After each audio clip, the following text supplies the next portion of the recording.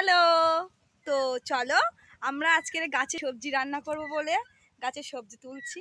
আর দেখো আমাদের গাছে ড্রাগন ফ্রুট হয়েছে, এই দেখো এই সে এখানে ওখানে সব জায়গায় ভর্তি গেছে। একটা কথা কি জানো, গাছের সবজি রান্না করার মজাটাই আলাদা। দাঁড়াও আমি আরেকটা পেরে নিই। ও আচ্ছা, এটা নষ্ট হয়ে গেছে, এটা নষ্ট হয়ে গেছে। এই দেখো এই সব নষ্ট হয়ে যাচ্ছে।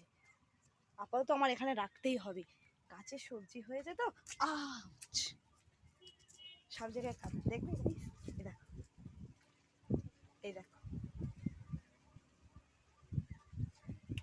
আজকের ভাবছি সবজি দিয়ে কাঁঠালের বীজ দিয়ে রান্না করব।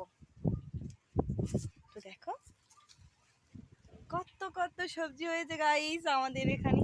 আর এই দেখো বৃষ্টি হয়েছে, চারিদিকে একদম চাষ হচ্ছে। আর ওয়েদার তো কত ভালো রয়েছে। আর আমার আবার বৃষ্টির দিনে পিঠে খেতে খুব ভালো লাগে, আমি আবার আজকে পিঠে বানাবো। তো চলো তোমাদের সঙ্গে আমি শেয়ার করছি।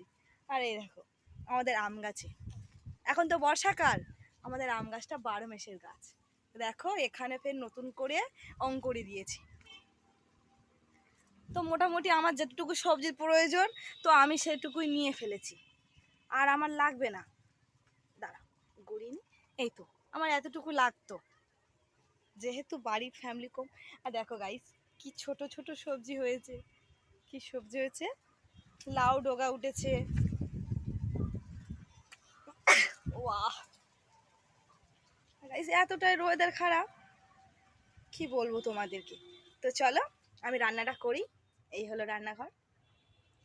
ওকে।